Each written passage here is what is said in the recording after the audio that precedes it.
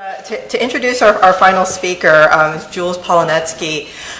When we were putting this program together and brainstorming who did we want to invite and get to speak, Jules's name came up right away, and really I can think of no better person to reflect on the day and to provide kind of the last word today. For those of you who don't know him, Jules serves as Executive Director and Co-Chair of the Future of Privacy Forum, which is a think tank that seeks to advance responsible data practices. He's had many other interesting roles in his career. He was AOL's Chief Privacy Officer for a while. He was also the Chief Privacy Officer at DoubleClick. He was the Consumer Affairs Commissioner for the City of New York and was an elected member of the New York State Assembly. So quite a diverse background there. I met Jules, I believe when he was at DoubleClick, and we worked on P3P together. So without any further ado.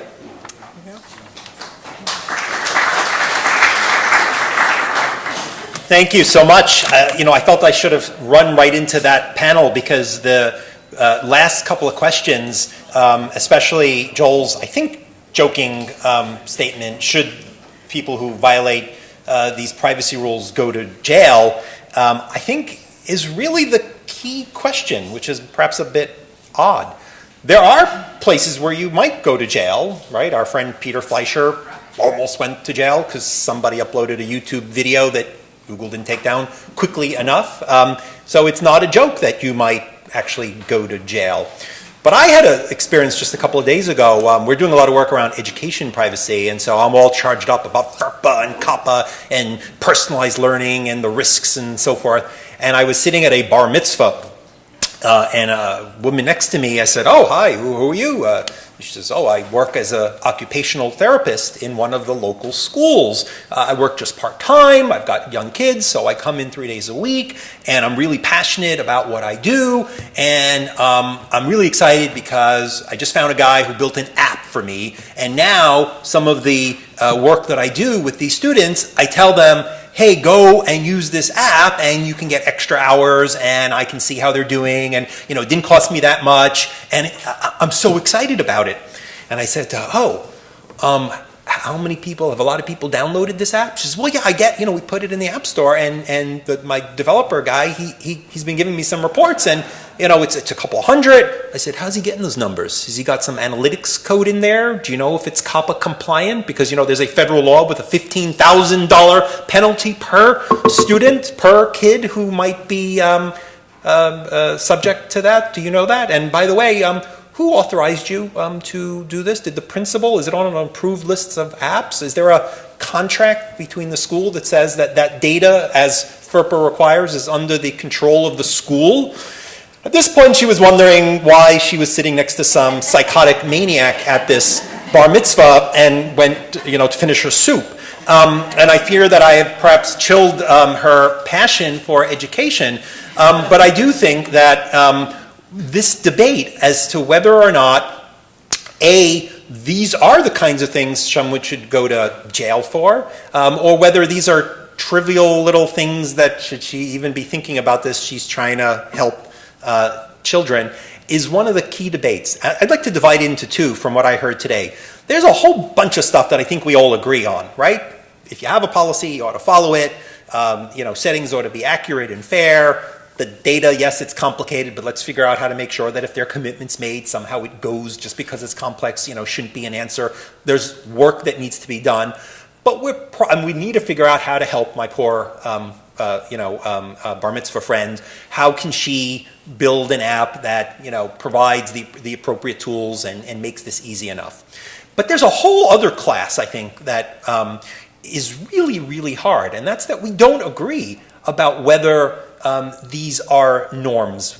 In this room, we're all interested in privacy, and we're in the weeds, and we care. But exactly where you draw some of these lines is incredibly unsettled. And how innovative somebody should be with data is something that, wow, the Airbnb folks, if they woke up and said, hey, you know, there's a lot of laws all over the world that say you got to be licensed as a hotel. There's no way we can do this. We wouldn't have Airbnb. And the Uber people, I mean, that's totally illegal. How are they doing this? I was the Consumer Affairs Commissioner in New York. There's no way, but yet we love it. And it happened, and they kind of pushed the envelope, and it worked. When can you push the envelope when it comes to privacy? I mean, clearly there are obvious examples, right? I do something, and someone's really going to be hurt. You know, you can't do it.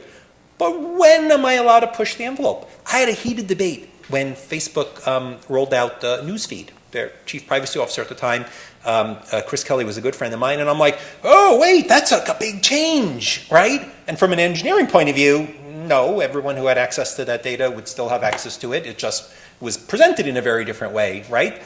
For those of you who are a little younger than me, you used to go to Facebook and you saw your face. And now, of course, you go to Facebook and you see all kinds of stuff from everybody else. Well, we used to have to visit everyone's page. And that was a dramatic change, right? You posted something, boom, everybody knew about it, as opposed to, well, they might stumble onto your page. People hated it. I think Facebook had 10 million users at the time. 1 million of them joined groups. Stop this, you're turning us into stalkers. And then guess what? Ooh, look at that. His cat, he had this lunch, she broke up. Wow, we got completely mesmerized because they pushed the envelope and defined today what we expect from a social experience. I thought it was crazy. I was against it. In fact, at AOL, we had an instant messaging feature, which kind of was Facebook, right? You updated, you changed your status, and that's the way you kind of told people. And people started changing, you know, using their away messages a lot to indicate where they're going. And so there were proposals to sort of, hey, as soon as someone changes it, how about an alert? Or how about you go to a page, and if any of your friends who happen to have Instant Messenger have it, the fact that they're at that page will be visible to you. And I campaigned against these things. And now, a couple of years later, we kind of are a little bit more used to social media, and these somehow are accepted. Let me ask you something. What if somebody drove down the street, knocked on the doors of every home in your house and said, we're going to be driving vehicles through the area. We're going to be detecting the Wi-Fi signals emitted from the homes in this area. We're going to record the SSIDs of those addresses, creating a global database which will enable everyone's cell phone to have more accurate. Do you agree to opt into that? 911, right? You'd be calling the police. And yes, Skyhook, you're all thinking it was Google, right? Skyhook years ago did that, and then of course Google and Microsoft did it, and yes, Google shouldn't have accidentally scarfed up, you know, data that went beyond what they should have been collecting, but leave that aside for a second and ask, imagine if they had asked, any of these companies had asked, say, a data regulator in Europe, do you mind if we create a little global database of everybody's home router addresses and the exact geographic coordinates? But we all turn on our phone and, right? And we get pissed off if it's like got us across the street because it should know exactly where we are by triangulating. By the way, for the younger generation, you turn on our phone. It used to have you like 6 blocks away on a different highway. Imagine trying to get directions, right? It was sort of like, tell you generally where to go, right? And today, if it doesn't somehow have which side of the street I'm on, it's kind of like, what's wrong? It's broken. Now look, we've also had Beacon, and we've had Buzz, right? And we've had Path, and we've had lots of, hey, come on, that's really stupid in retrospect when it blew up. But this is really darn hard. And we have huge disagreement as to whether doing some of those things when there isn't, again, a clear harm, we have huge disagreement in the world, in those garages. They're not evil people thinking, hey, I'll just steal this data, I'm not going to get caught. They're thinking, hey, look at this really cool thing I'm doing, right? What am I doing wrong here? Like, I'm hurting it. I'm like providing a free thing, right? They don't believe they're doing anything wrong. They're not bad people thinking, and look, there are some bad people, right? But they're generally not folks thinking that they're going to get away with horrible things. So one of the reasons why this is so hard is we're trying to draw lines and we're trying to design notices when there's a wide range of not only people and personalities as we've seen, but a wide range of views about what's right and what's not. Let's take that do not track process for a second. One day, one of the folks from the Marketing Association sort of sent in an email saying, I would like to suggest that all marketing be exempt from do not track because it's as American as apple pie and it fuels the internet and it is the most essential thing for the US economy. And so if people turn on do not track, all sorts of marketing should still be allowed, right? And the other half of the audience was like, that's a joke, right? Is it April Fool's? And they're like, no, that's where they were. And so we have this tremendous, divergence today of views. And how do I design a tool or a setting when somebody thinks the default, not, what do you mean it should be on? The default ought to be as hard as possible to turn off because this powers the economy and does all good. And someone else is like, wait a second, the NSA is getting all this data, filter bubbles are being created, personalization is happening in a way that's ruining your life and creating all sorts of horrible risks. Now, can you all agree on the shape of the dial, right? I want the dial 3 blocks down under a manhole, and you want the dial blinking red, turn this off before you get on the internet. Hey, let's just agree on a compromise, for the shape and size of this notice. Of course, we don't yet have agreement around some of the most essential areas here. And getting that is challenging, right? Because we do want to leave the good innovation out there. And look, we right away go to behavioral advertising when it comes to some of these things. And yes, that's the big bear in the room. But there's an awful lot of people who are actually trying to fix education by personalizing the learning that students do so they can find the second grader who's, at risk of failing and understanding why. And guess what? They need a lot of data about him. They want to know that it's the poor black kid in this neighborhood who's not getting served. They need to know that it's, this kid with this income level in these sorts of schools. That's where we need to intervene early enough to try to, provide that equalizing treatment. And so that means having a lot of data, yes, about kids. There are folks who want to, deal with connected cars so that cars can, manage traffic better, so they can manage safety better. And so being driven solely by some of our fears of marketing and advertising, and yes, those folks are in the room and they're sometimes, creating great challenges. But I think we do need to make sure that we realize that there are people at research institutions, there are people who are worrying about healthcare data, not just to send you another ad for Viagra, but to invent the next pill that might be as good as Viagra. Come on, that was a big advance for the world, and obviously there are advances that are going to, drive many more things. But look, I think there's a lot of good news too. So here's some of the good news. So to focus just on some things that are even notice related, Apple in its next operating system, when you get those little pop-up notices today that say, hey, give the application, it's going to say, and why you want location, right? They're moving into a more transparent permission dialogue. And look, it was a step to get to the permission dialogue. And now the next step is going to be asking developers to explain actually why they need that information. That's going to be a big step forward. Location in iOS, you're going to be asked, should this app have location while you're using it? Or should it always have location? And it's going to remind you that location, hey, weather is still getting location. Do you need it on or do you want to turn it off? Those are some really good advances. You guys saw, of course, that Nest, Google, bought Dropcam late Friday night. And what did they announce? Now, usually companies buy companies and they're part of that company and their data is their data. I mean, that's the way it's been for generations.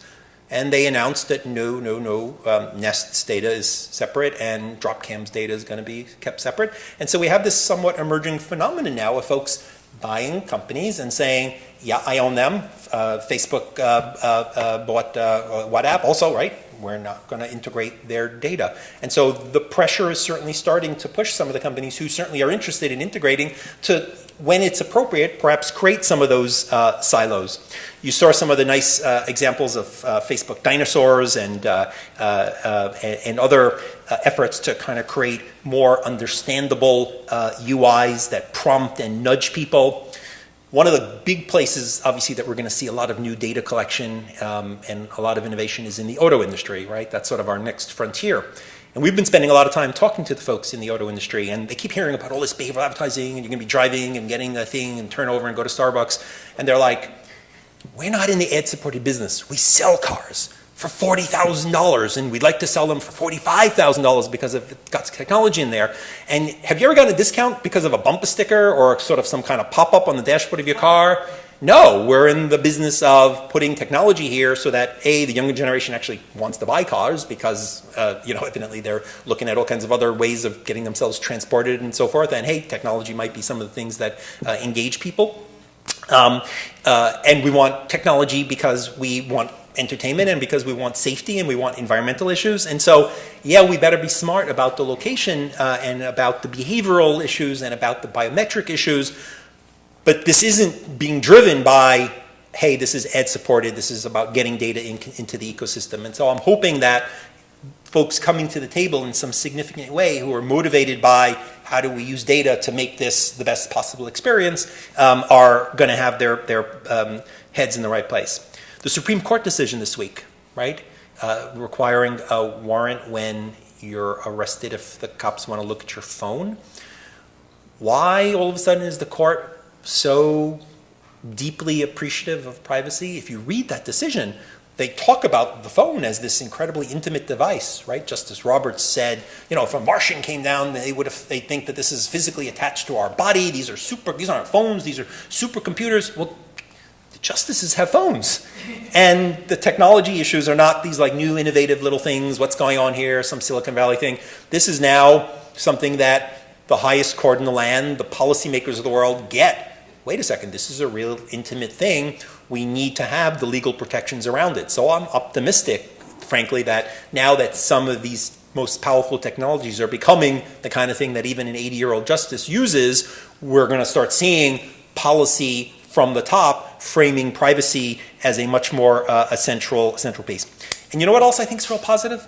The civil rights community has woken up to the big data privacy issues. And of course, they've always cared. They've cared about profiling. They've cared about people being singled out for extra attention because of their race, because of their religion. But they've taken a look at big data and they've said, well, wait a second, how is this going to be used for discrimination? And that's made a lot of companies sit up and say, look, we might disagree with some groups about marketing. People don't want us to market. We want to market. We're in the marketing business, so we're never going to really agree with those privacy people who don't want us to market. But we don't want to be accused of discriminating against people on race or religion or against women. No, wait a second. How is it that you're saying data might be used in that way? It's use-based, so it resonates with some of the companies because the civil rights groups get the value of collecting data because that's often how you can expose discrimination. You want to know if certain schools are not actually serving kids from particular backgrounds, you need the data, right? You want to reach your constituencies, you need the data. And so it's a sophisticated community with a real sense of fairness and equity. They want to debate what's right and what's wrong, but they also appreciate deeply the way data can be used as an equalizing force in society and open up opportunities for all. So their advent, I think, is really, really probable.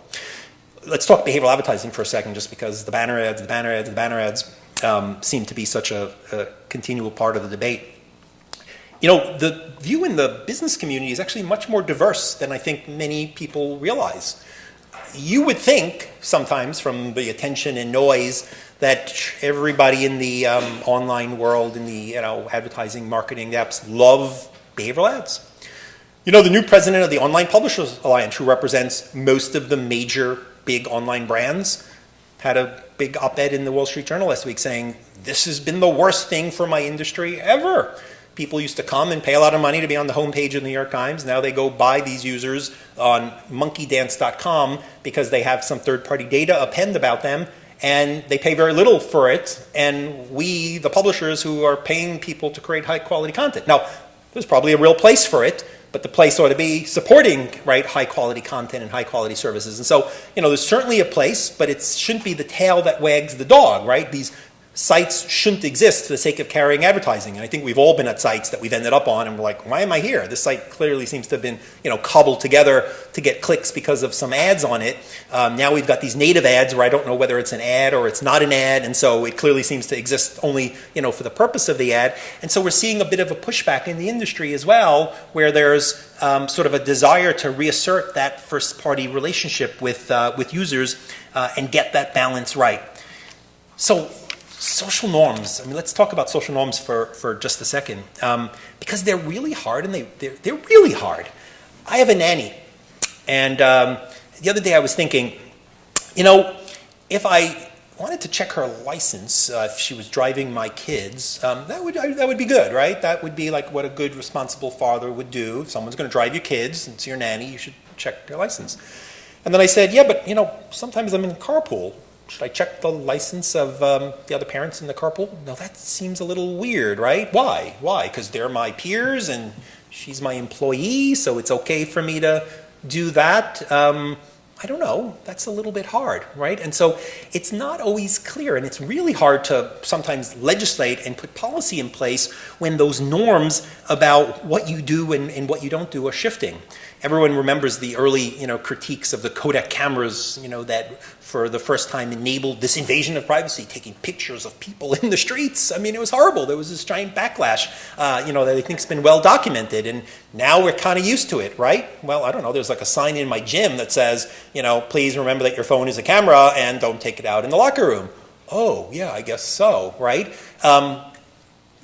Sometimes we adjust to these norms. Sometimes we need laws that have to get in place because we don't seem to adjust, and we need legal barriers. There's some concern about smart meters, right? Smart meters can maybe provide some insight into what you're doing in your home. And I'm thinking, imagine we had smart meters and we were doing away with them, and we told people, and it's a lot of the Tea Party people sometimes who are upset about these smart meters. So I said to them, you know what? I'm going to be sending people onto your property to walk alongside, alongside your house. Your meter there is under your bedroom window, and they're going to be writing down the numbers which are exposed to the outdoors. Wait, we're against that, right? And so these norms aren't even always so logical, right? Sometimes a new technology comes in. Wait a second, I'm upset about the new technology, but it actually might be a step backwards if I went to the old model. The Target example, right? You all know the Target example. So I've been really thinking about that Target example really hard. I'm not talking about the Target data breach, right? I'm talking about the Target privacy breach, right? Target sent some coupons of some sort to a young woman who lived with her father. Her father did not know that she was pregnant, and these coupons revealed that she was pregnant. And evidently Target had inferred this from the fact that she was buying more vitamins or some sort of algorithm that came up with this conclusion. And this was exposed, and it created a lot of bad PR. And I was thinking, I said, this is really interesting. What exactly about this was wrong? Is it that they market to pregnant women? Well, we got a lot of that, right? You go to the doctor's office, you sign up for the parenting magazine, boom, you get stuff. So is it that they inferred stuff? I mean, if they were only marketing to her because she was buying Pampers and things that were obvious, would it then be okay? Or is it that they kind of inferred her pregnancy? Or is it that she wasn't living alone? Maybe it's okay to infer and send coupons to people if they're living at home, but she lived with her father. Maybe they should have sent it in like a brown wrapper bag, like a porn magazine or something would come, so that it wouldn't reveal to anybody. So what was it? Was it that this is a sensitive category? We market to people based on these sensitive categories to hopefully give them, relevant offers and discounts. They weren't using it in some insurance or some capacity that we don't want. So it can't be that we just don't want anybody marketed to if they're pregnant. Is it that we don't want anybody ever inferring? If it was blatant, would it then been okay? Or was it the, exposure? And what if it wasn't Target, but it was Amazon, where of course Amazon's going to send me everything that's relevant to me, right? I bought 50 Shades of Grey last year. I admit it. It's like this big fuss. I wanted to know what was going on. How did this book of, porn become this global publishing phenomenon, with all kinds of bondage and stuff? I mean, it's, wow, how could this have happened? So I bought it. And now every time I go to Amazon, every porn thing you can imagine is being recommended. And they're not embarrassed. There's no ooh, that's a sensitive thing, so we won't. No, right? Because I get, right? We have a very clear notice. Did they have a notice? Did I read their privacy policy? No, they did a very good job at setting the stage, right? This is what we do. We have a personalized experience with you. This is part of our value equation. Well, guess what? Just about everybody nowadays seems to think that they've got a personalized experience with me, but they're just not as transparent about it, right? I don't care how many times they put it in the privacy policy. Where's that UI? Now we're labeling the ad, but the whole page is customized for me and being tracked. How do we get beyond where we are today, where we think it's the ad network's job to tell users about ads being tracked, as opposed to you're interacting with me, this is a smart interaction, we're customizing this. I was very young when I was in office, and so when I was the Consumer Affairs Commissioner, I'd look to find some mentors in the administration, who knew how to actually do this job, because I didn't know what I was doing. And the Transportation Commissioner, he was a real savvy guy. And you know what he spent his first couple of months doing? And I thought he was nuts. He pushed to change the signs. There were always signs up that said, "We regret the delays, sorry for the inconvenience, the construction will be done by July 15th. No, he pushed it. The signs say, "Your taxpayer dollars at work." And I was like, what? And now I get it. He was setting what he wanted as his relationship with the people. Not, I apologize for fixing the things, but here's what I do to make your roads better. Consider Orbitz, where there was this backlash when it was discovered that Orbitz was customizing its homepage based on whether you're using a PC or a Mac, right? You Mac folks, you're cooler than us and you take better vacations, it turns out. And so they were getting a default view of better vacations. Now, nobody was getting ripped off. It was all there. You could find the cheapest, but the default view for Mac people was a better, higher end. And everybody was outraged because that wasn't the tone that had been set with Orbitz. Meanwhile, Amazon's giving me all this porn because that's the relationship that they set with me. And that sense of relationship is really, really hard, right? If I had a Nike phone, it better be talking to my sneakers, right? I mean, that's like the whole point. But if I bought a phone and somehow it started like sending people data about how many steps I took without me doing something, so how do I fit brand into this? When I was at AOL, we had an unfortunate incident that you may all know about where a wonderful PhD put search results online without really running it through all the process. Something good came out of it. A certain vice president of integrity assurance got a big promotion to become the chief privacy officer at a big raise. So that all worked out well. But it was a lot of very negative PR and horrible, in terms of the consumer noise and so forth. AOL did really, really good that year in a number of the surveys about our privacy and trust ratings. Really, really good. Better than we've done in years, despite really, really ugly, global, terrible publicity for privacy. You know why? We hadn't been marketing for a couple of years, so I don't know why, for some reason, parental controls. Whoever, the chief marketing officer just wasn't really focused on it. And we had a new CMO, and he thought this was a great thing. We were starting to lose members. This would make sure that families didn't leave. So he had spent millions of dollars those years, right around that period of time, on AOL homework help, AOL parental controls. And so the overall penumbra, the overall sense that consumers had of us was, oh, AOL, trusting, taking care of my kids. And so we did really well, even though. And so it's complicated when people think about that relationship, right? We take care of your kids. Okay, we put your search results online, right? Really hard to sometimes parse out why and how those decisions are being made.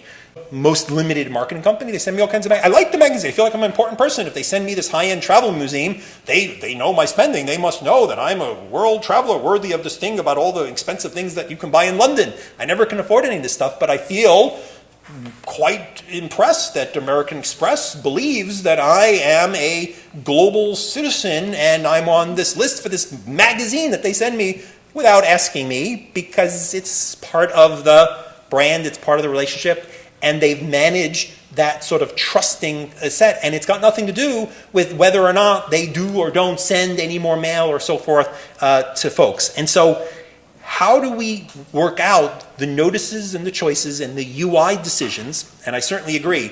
There's one set, and that's the regulator, the transparency, the disclosure, and we got to get those right. And yes, let's automate them so smart tools and other things can assess them and so forth. But let's really try to figure out how we figure out UI design here. I rented a car the other day at night in a strange city.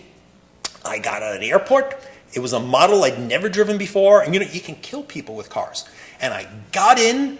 I didn't have a professional certification from any board. I didn't have a driver's license. I didn't read the manual. I drove off. And things were kind of where they needed to be. I had to look around for the lights. But other than that, I was able to drive this machine of death without reading a complicated policy.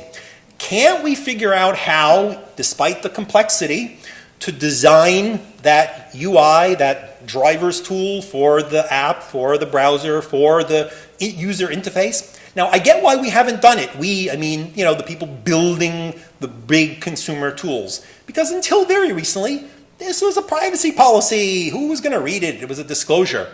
But data is no longer just this little thing that, like, how many times will we send you email, and are we going to share your data for like a catalog, which you don't even know if it came from us. What? Why bother?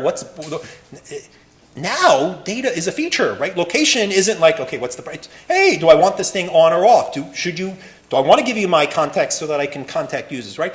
Data is a feature now, and people care about features more than they're ever going to care, and yet they should care. They should understand that we're moving towards a global surveillance society. They should understand that we're creating filter bubbles. They should care.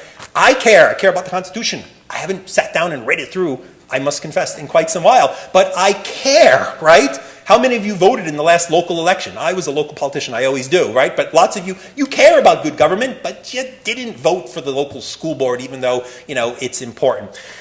The trivial but important things that you really move on are the things that are in front of your nose, that are in front of your face, that are you know what?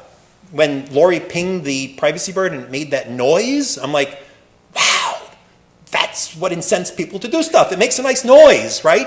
It doesn't have to be dollars. I felt some value. I felt something, so I will do it, right? It's not rational, but this isn't a rational business. This is about touch and feel and relationships and, this intimate, interaction with technology. And so we needed, as this technology becomes more and more intimate, as it's going to be a pill in my body, as it's going to be, this remote control for the world that my phone has become, as it becomes, something that's going to monitor my health.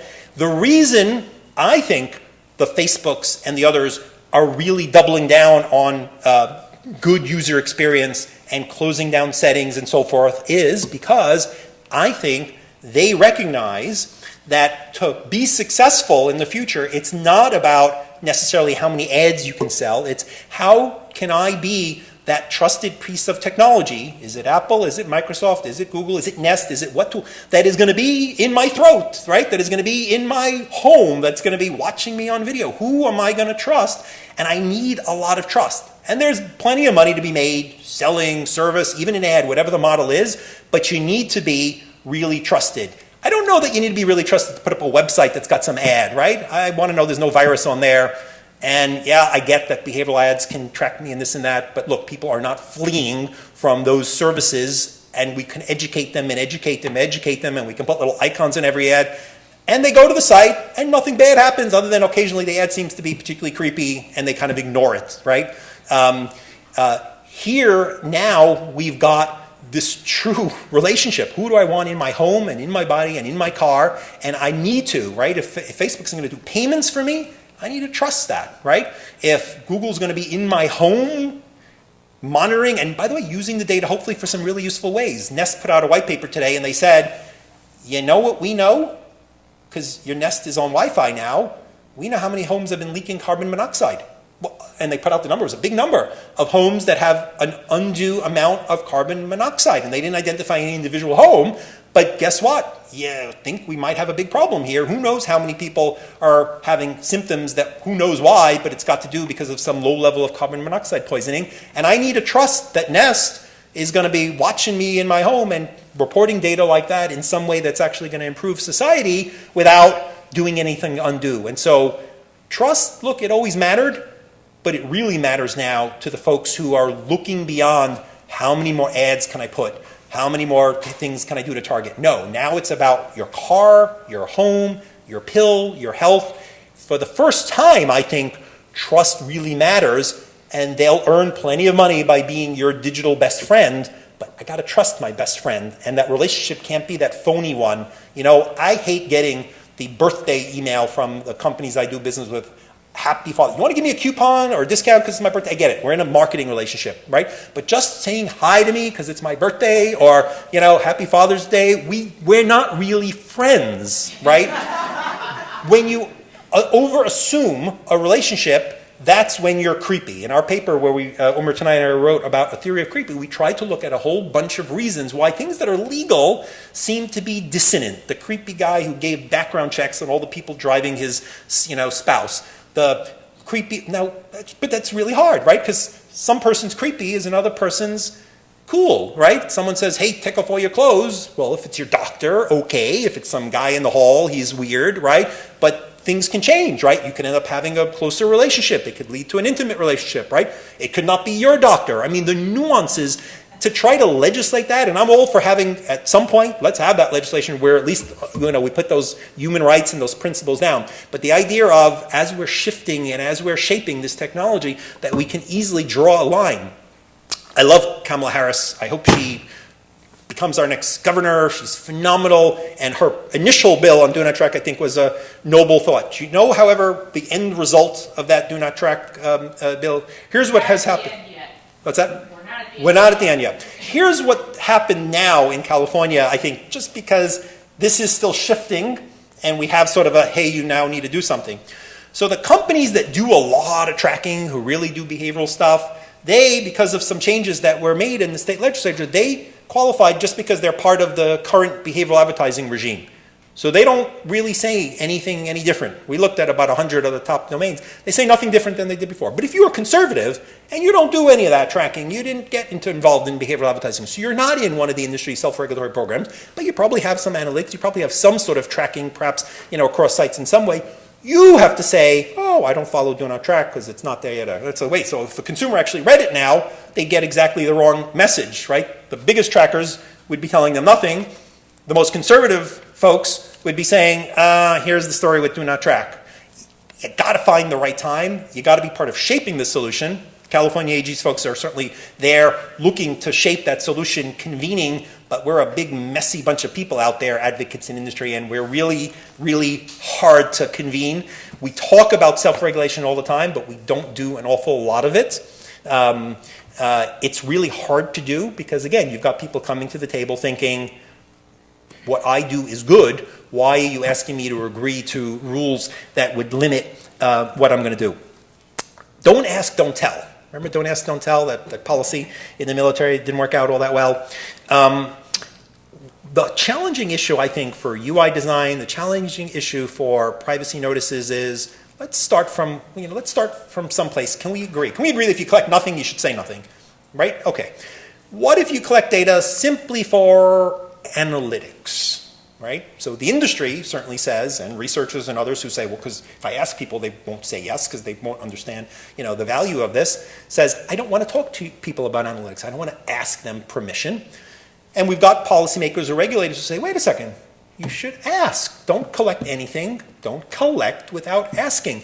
You might do something later. There might be a breach. We need to figure out how to start building from the areas where we do agree. Can we agree that there are certain limited uses of data where I don't want to interrupt someone, where it'll get too complicated if I give them many choices, and where the mass number of people either wouldn't care or where we who perhaps see the full picture agree that this is something that we're okay with in society. When we know the outcome, we know how to design, right? We know we don't want you to be fat, so we know, hey, if we're going to design a cafeteria, put the fattening stuff on the bottom shelf, and we know a smaller number of people end up taking it just because it's a little bit harder to reach, right? We know we don't want people to make a mess when they're in the bathroom, so we paint a little spider in the urinal, and everybody in the airport hits the target. We didn't have to we know how to, even in friendly ways, nudge people in the right direction when we know the desired outcome. We haven't yet gotten to the consensus needed on some of these really socially challenging issues, and that's what makes it really hard for you. And so you are all putting the wheels on the bus while the bus is still driving, while we're still debating what the outcomes should be. We don't want to stop the next Ubers or Airbnbs or even Facebook news feeds or the next, fortuitous invention that somebody comes up with. But we also don't want companies showing up and saying, innovation, so don't ask. I'll keep the data. Who knows what magic?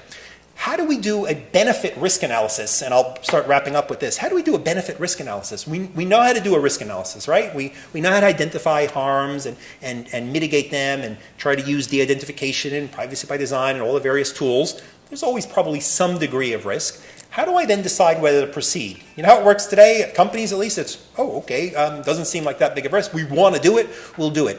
How do I actually provide a thoughtful benefit analysis? Can I sit down and say, look, there's some risk, or if I de-identify it that far, I'll lose certain utility, but here's what I want to do. I want to cure cancer, I want to send better ads, I want to do this, I want to do that. Here's who I'm helping, a person, an individual, a community, society, is it pure research? What's the likelihood that I'm going to achieve this, right? Yes, that's all going to be somewhat arbitrary, and it's all going to be dependent on having a responsible place. Maybe we need consumer subject review boards or IRBs or empowered certified chief privacy officers. But we need to do that, and guess what?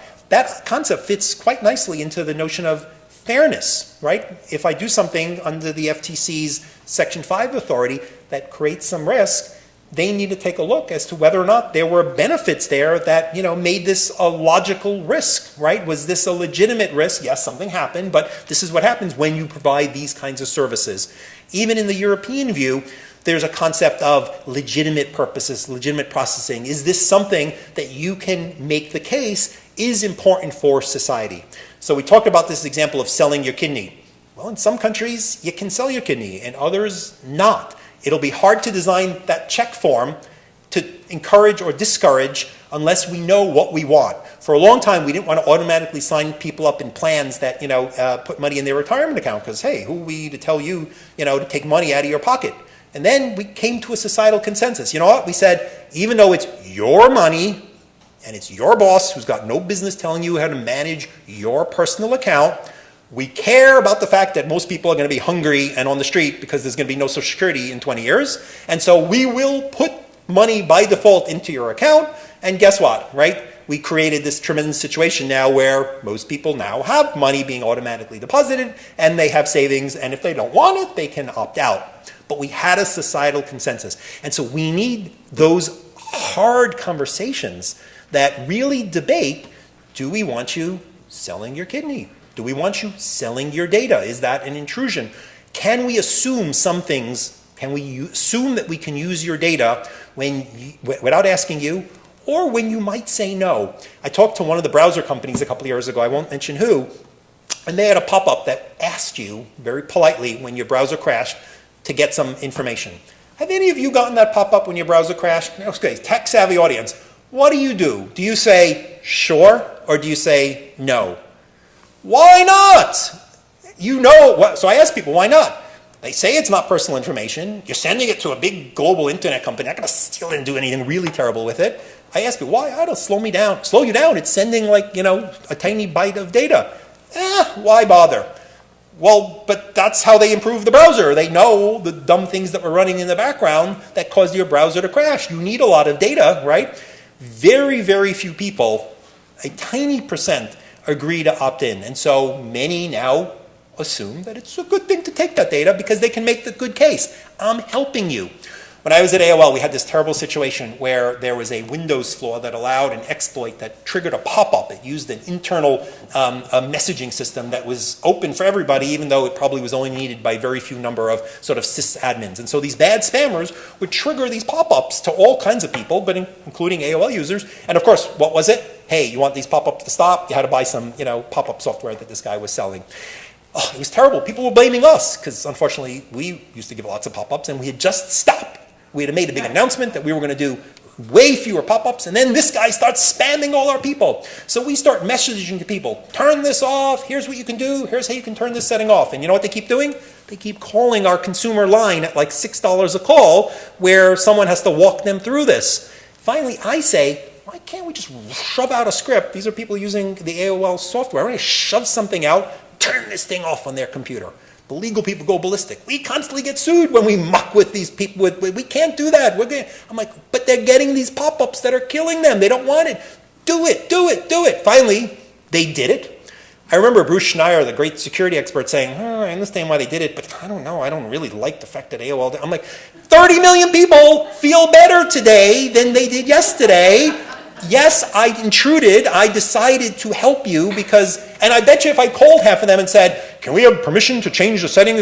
Some of them would have been, I don't know, maybe I should say no. So we need to figure out how to have those conversations and agree on those settings and on those defaults. So let me just close with appreciation for all of you. Let me close with, look to Canada. Every time I take a look at the way the Canadians have been handling some of these rules, they've got a law, but they end up having very proportional and justified application. I've been looking at some de-identification work, and Canadians, they say, hey, it's all personal, it's all covered by the law, but we're only going to treat it as express consent. We're only going to apply all of the rules of PIPEDA if it's being used in a more sensitive way and so forth. So let's look to our Canadians, who very often are a very good bridge to Europe. And just kudos to Laurie and Norman and all of you who really are doing, I think, the most critical work for society here in what you're doing, because making sure that we get this right, that we're able to use data, not just so that the marketers are in their place, but the people who want to use data to solve the next generation's problems, who are often being hemmed in because we're saying, hey, no, worry, privacy. We need both those controls as well as the right doors open so that the legitimate uses that could power the next generation of advances are feasible. And you guys are driving that ship, so congratulations on all the work you're doing, and thank you for having me here today.